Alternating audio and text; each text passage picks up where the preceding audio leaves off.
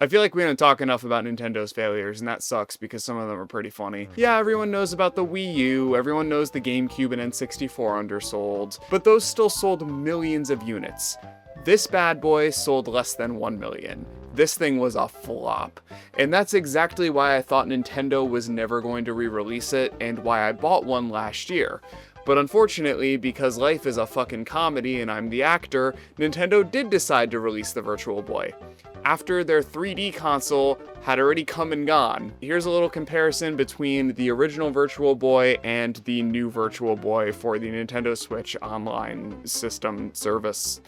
The thing you pay $50 a year for. Right off the bat, there's a couple different changes up top. Now, the original Virtual Boy had a dial for adjusting how close the eyepieces were to each other, as well as adjusting the focus. Neither of those exist or would really work on the 2026 model, as you need to slide your Nintendo Switch directly into the front and peer through it, similar to a Google Cardboard. Essentially, this is a very expensive Google Cardboard. Additionally, since there's no oscillating mirrors inside of the eyepiece, you can just straight up remove them, and this basically just presents the games in gray, black, and white as opposed to red and black. I believe Nintendo is planning on selling different colors of little eyepiece gels for this, so that way you can make the Virtual Boy appear to be different colors. To me, that seems a bit silly. The only two color schemes I would bounce between would be red and black to get the original Virtual Boy feel, or the much more pleasant grayscale, which is how the majority of people will likely be experiencing the Virtual Boy.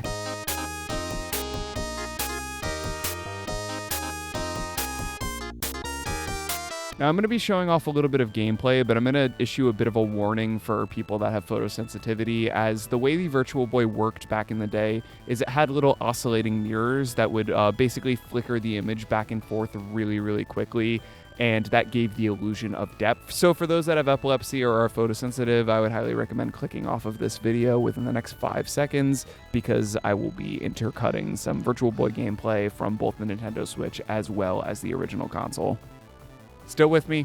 Cool. The biggest drawback I feel to this Virtual Boy re-release is the lack of a dedicated Virtual Boy controller for Nintendo Switch Online. To those of you that have never played an original Virtual Boy, that might not make a lot of sense, but let me explain. Nintendo has always developed their hardware specifically with their software in mind. The N64 controller only works and looks like that because of games like Mario 64 and Ocarina of Time. And you bet your bottom dollar they had that exact same design philosophy with the original Virtual Boy controller. Games like Boxer, Red Alarm, and 3D Tetris were all developed specifically with the dual D-pad control scheme in mind, and all feel natural on the Virtual Boy controller. Whereas games like Galactic Pinball utilize the 2 back bumper buttons to make it feel like an authentic pinball machine. Now, the Joy-Con do technically have a dual D-pad-ish setup with their 2 sets of face buttons, and there are triggers on the back of it, but neither feel even remotely similar to the Virtual Boy controller. It just makes me curious as to why Nintendo goes out of their way to make exact replicas of the N64, GameCube, even the Sega Genesis controller, which isn't even theirs, yet re-releasing the Virtual Boy as a plastic clamshell for $100, they couldn't just throw in a cheap Bluetooth controller that resembled the original Virtual Boy controller.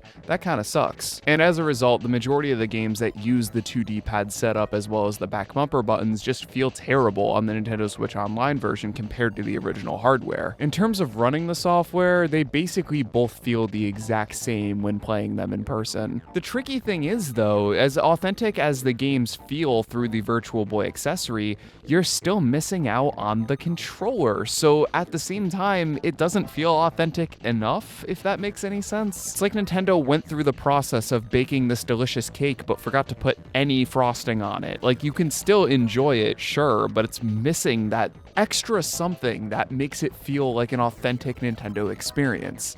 And that is the major drawback of playing Virtual Boy with this $100 accessory. Why buy this when you can get one for half the price that's made out of cardboard, if not cheaper, on the secondhand market? I have no idea. I can't answer that for you. And of course, that's to say nothing about the fact the Virtual Boy will still cause headache and eye strain. Doesn't matter if you're playing the original flickery mess or the brand new LCD one, you will still get a headache after too long of staring at this thing. Oh, just dock it and play it on the TV then. Well, not so fast.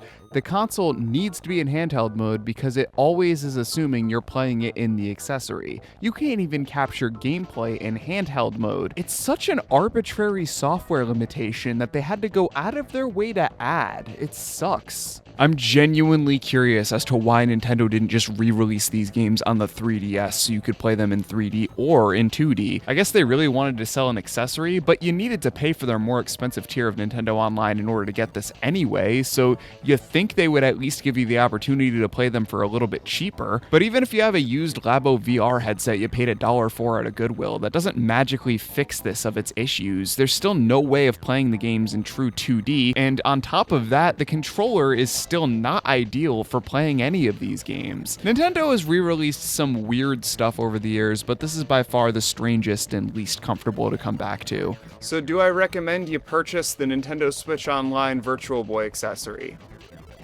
Are you fucking stupid?